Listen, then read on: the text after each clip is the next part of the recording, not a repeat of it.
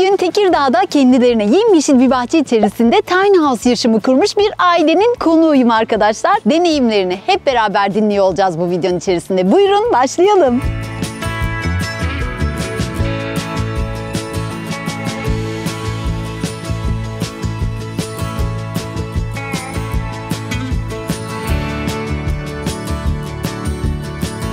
Ayşe Hanım'la birlikteyiz arkadaşlar şu anda. Ayşe Hanım, videoma konuk olduğunuz için çok teşekkür ederim. Hoş geldiniz. Hoş bulduk. Ben teşekkür ederim. Çok tatlı bir yaşam kurmuşsunuz burada. Evet.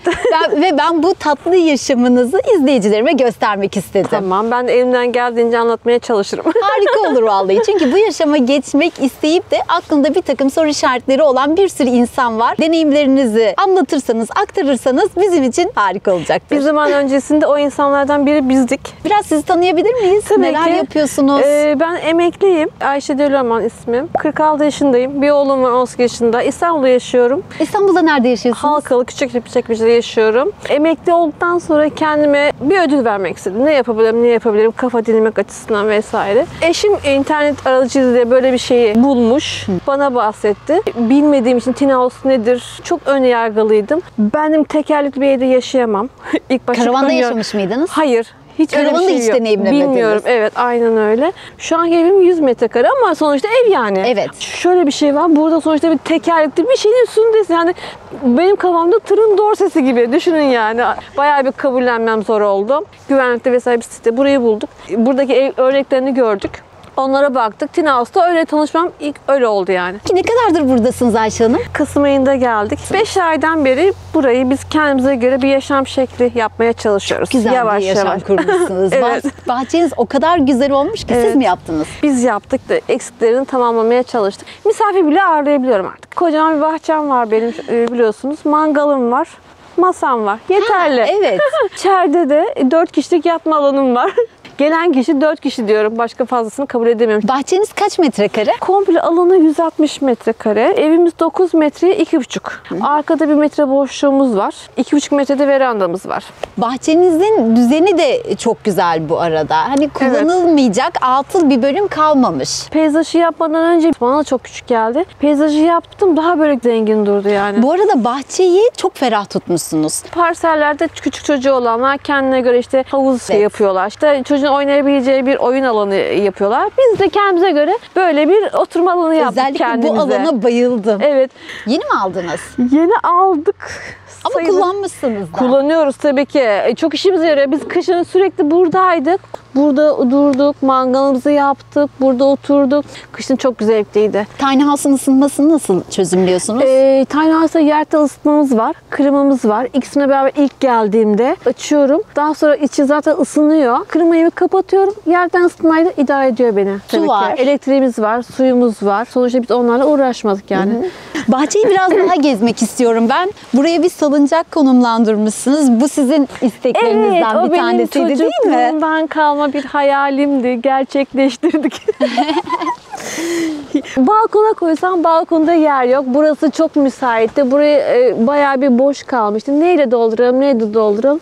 Ben dedim ki eşime ben buraya bir salıncak istiyorum. Yani benim hani hayalimdeki daha ufak bir salıncaktı böyle ama eşim bana böyle yatak olacak şekilde, keyif yapabileceğim şekilde büyük bir salıncak hediye etti. Evet, burada rahatlıkla yatabilirsiniz. Ama zaten çok bahçenizin diğer taraflardan ayrılması da buna oldukça müsait. Kesinlikle öyle. Kesinlikle öyle. Çitleri oldukça güzel, hani yüksek konumlandırmışsınız. Evet, yani burası aslında bir tiny house köyü. Site formunda bir yer arkadaşlar. Öyle olmasına rağmen yan taraflardan görünmüyordur diye düşünüyorum. Şu anda ben görmüyorum. Yok, gözükmüyor. Yani burada olduğun sürece ama verandadan sadece görebilirsin. Ama o kadar da olsun, komşuculuk ya.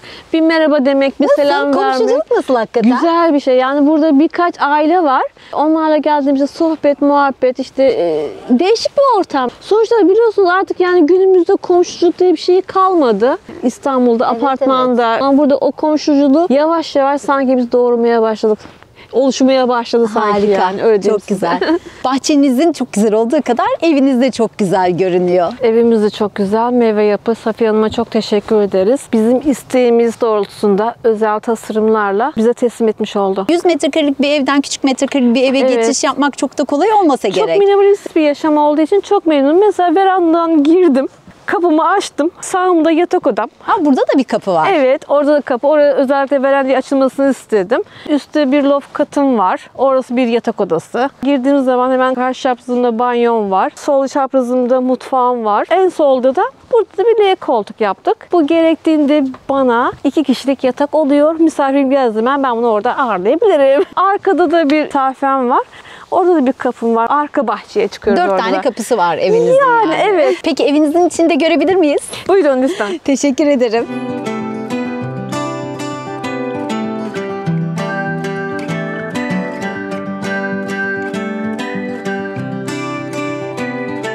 Wow, bu masayı çok beğendim. Evet. Minimalist bir yaşam demiştim size. Hem Evet. yemek masası hem hazırlık masası. Evet. Kısmındaki bu boşluğu Aynen. da değerlendirmişsiniz. Kesinlikle Bulaşık öyle. makinesini koymuşsunuz. Kesinlikle Burada öyle. lavabo var. Dolap kapaklarınızda doğa yeşilini kullanmışsınız. Yaprak Evet, yeşili doğadayız. deniliyor buna. Nasıl, kullanışlı mı mutfağınız? Bir de sizden dinleyeyim. Ya biz kalabalık bir aile olmadığımız için 3 kişi burada ağırlayabilirim. Çok Burayı pratik, kullanıp, çok rahat. ya da buradan al, Kesinlikle- buradan buraya makineye koy. Kesinlikle öyle. Wow. Aynen. Üç Burada kombinasyon bir arada. Çok sevdim. hazırlama masam hem yemek masam. Şöyle ilerliyoruz. Orada L bir koltuk var. Oraya Orada. doğru geçmek istiyorum. Evinize aldığınız üreticiden şu olmazsa olmaz dediğiniz istekleriniz var mıydı? Ve bu isteklerinize cevap verebildiler mi? Ya kesinlikle valla Meva Yapı Safiye Hanım'ıza teşekkür ederim tekrar. Biz ne istediysek hem biz istedik, o daha tecrübeli olduğu için onun yönlendirmesiyle ortak nokta bulup yaptık. Mutfağımı kenarda köşede istemiştim. Koridor çok dar kalmıştı. Safiye Hanım bana dedi ki Ayşe Hanım da bu sefer dedi, size dedi Amerikan mutfak yapalım dedi. Benim çok hoşuma gitti. Bu şekilde olsun o zaman dedim yani. Burayı da yataklı L koltuk düşündük. Misafir geldiği zaman bunu çekiyorum. 2 kişilik yatak olabiliyor. Bu arada bir şey dikkatimi çekti. Dışarıda da gerçi bahsetmiştiniz. Buranın yerden ısıtması o kadar güzel ki nereye bassam sıcacık. Ortalama yerden ısıtmayla birlikte ne kadar fatura geliyor size? Merak ettim. Şu anda bilmiyorum, ortak ödemelerimiz var. Projede paylaşılmadı sitede. O yüzden bilmiyorum. Şu Meva Yapı'nın kullandığı malzemeden dolayı iç yalıtım, ısı yalıtımım çok iyi. Bu yüzden yarım saat, 1 saat içerisi fırın gibi oluyor. Daha sonra ben ne yapıyorum? Klimamı kapatıyorum. Yerden ısıtmamı kısıyorum. Sabaha kadar ev sıcak oluyor Peki yani. bir şeyi merak ettim. Tabii Loft ki. katta da yerden ısıtma sistemi var mı? Loft katta yerden ısıtma sistemim yok ama isterseniz yaptırılabiliyor. Loft katınızın ferahlığını çok beğendim. Evet. Özellikle 2 tarafında pencere olmasını, bu pencerelerin oldukça büyük olmasını, manzaranızı ve burayı oldukça yüksek tutmuşlar. Bazı istinasyon modellerine biz bakmıştık, loft katının çok alçaktı Alt projede. kattan biraz alınmış oluyor değil Evet, mi? aynen öyle. Peki alt Önerdim. katta rahatlıkla ayakta durabiliyor musunuz? Eşim mesela bir 75 yaşında duruyor. Böyle çapraz geldi, normal ev çatısı olduğu için diğer tinasyonda dar. Bizimki böyle düz olduğu için böyle geniş oldu, ferah oldu yani. Özellikle biz bunu istedik. Ayşe Hanım, burası ne? Gömme dolabımız dolap. bizim. Hem bu tarafta da gömme dolabım var, hem burada da gömme dolabım var. Benim kurtarıcım. Safiye Hanım her şeyi çözüm. Evet.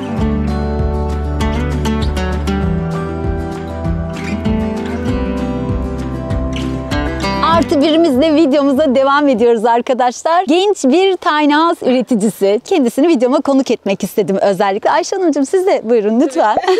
Safiye Hanım, hoş geldiniz Hoş bulduk videoma. Özlem Hanım. Tiny house'ları siz üretiyorsunuz. Evet. Nasıl bir şey tiny house üreticisi olmak? Güzel bir duygu, keyif veriyor. Mesleğim gereği de her aşamasında ayrı ayrı bir keyif alıyorum. Ürünleri teslim ettikten sonra yerleştirip müşterilerin güzel görüşlerini aldıktan sonra da ayrı bir mutlu oluyorum. Kendinizden bahsedebilir misiniz bize biraz? 24 yaşındayım. Aa, çok gençsiniz. Ne kadardır bu işin içindesiniz? 8 aydır kendi firmam bulunmakta. Daha önce de yaklaşık 2 senede çalışma deneyimim var. Tiny house Tiny firmalarında house çalıştınız. Evet. Kendi tiny house'larınızı artık üretebiliyorsunuz. Üretim yeriniz nerede? Üretim yerimiz Kocaeli İzmit'te. 1,5 dönümlük bir kapalı alanımız var. Orada üretim yapıyoruz. Bu arada kuşun sesine takıldım. O kadar güzel ötüyor ki. Burası o kadar güzel bir alan ki arkadaşlar. Sabah o kuş sesiyle uyanıyorsunuz. Bu arada şu konuya da değinmek istiyorum. Ayşe Hanım biraz önce evin içindeyken izolasyonun çok güzel olduğundan bahsetti. İzolasyonda ne gibi teknik malzemeler kullanıyorsunuz? Şöyle, Size biz sormak tiny house'ları istedim. üretirken çelik karkas kullanmıyoruz. Demir profil kullanıyoruz. Demir profille bütün karkası bitirdikten sonra bir çıtalama işlemi yapıyoruz ahşaptan. Çıtalama işlemi bitirdikten sonra bariyerler kullanıyoruz ve bu bariyerlerden sonra iç cephede bir taş yünü kullanıyoruz. Zeminde de aynı şekilde karkas ham halindeyken alttan bir çıtalama işlemi yapıp taş yünü, üzerine plywood ve sonra yerden ısıtma sistemi, klimayla bunu destekliyoruz. Bu şekilde bir izolasyon sistemimiz var. İçeride de aynı şekilde kullandığımız malzeme doğal bir malzeme. malzeme ahşap kullanıyoruz ve ahşap öncesinde de bir buhar bariyeri dediğimiz bir malzemeyi kullanıyoruz ki hem ahşabın terini çekmesi için hem de yalıtım konusunda bir etkisi olsun diye. Bu şekilde. Termin sürenizi de öğrenebilir miyiz 45 gün sizden? termin süremiz var. Meva ne demek? Meva Arapçada hane demek. Oradan esinlenerek meva koymak istedik. Meva House'a ulaşabileceğiniz bütün iletişim bilgilerini açıklamalar kısmına bırakalım mı? Bırakalım. Bırakalım. Çok teşekkür ediyorum videoma konuk olduğunuz için. Ayşe Hanım bizi evinizde, bahçenizde, hanenizde ağırladığınız için çok teşekkür ediyorum ikinize teşekkür de. ederiz. Size de çok teşekkür ediyorum videomu sonuna kadar izlediğiniz için. Bir sonraki videolarımda mutlaka ki görüşelim. Kendinize çok iyi bakın. Hoşça kalın. Hoşça kalın. Aslında videoyu kapatmıştım arkadaşlar ama videoma konuk olacağını düşünen burada bir aile daha varmış. Burası bir tiny house köyü biliyorsunuz. Benim haberim yoktu. Bundan dolayı videoyu kapatmışım. Şimdi kendilerinin haberi yok. Kapılarını tıklatacağım. Merhaba diyeceğim. Gelin o tarafa doğru gidelim. Merhaba. Anlamadılar. Bahriye Hanım. Merhabalar. Merhabalar, hoş geldiniz. Hoş bulduk. Nasılsınız? İyiyim, teşekkürler. Siz nasılsınız? Teşekkür ederim. Birden kamerayı açtık ama müsait miydiniz? Buyurun. Çok sağ olun. Yok içeriye geçmeyelim ya. Biz sizi böyle bahçeye alsak. Tiny house yaşamınızla ilgili birkaç kelime konuşsak. Olur.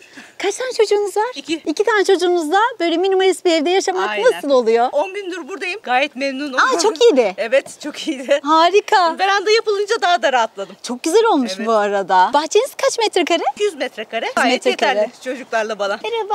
Beğendin mi Nasıl? evi? Sevdin mi burayı? Doğada yaşamak nasıl? Güzel. 2 adımda bahçedesin değil mi? Senin adın ne? Tuna, Tuna, Çınar. İkiz misiniz? ikizler.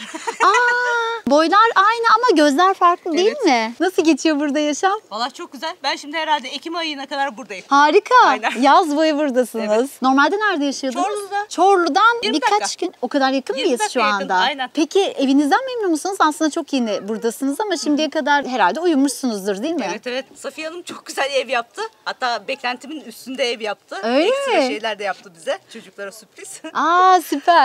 Çok teşekkür ederim Ben Bahriye teşekkür Hanım. ederim. Kusura bakmayın size öyle çat kapı geldik ama Değil. çok sağ olun. Görüşürüz. Hoşça kalın.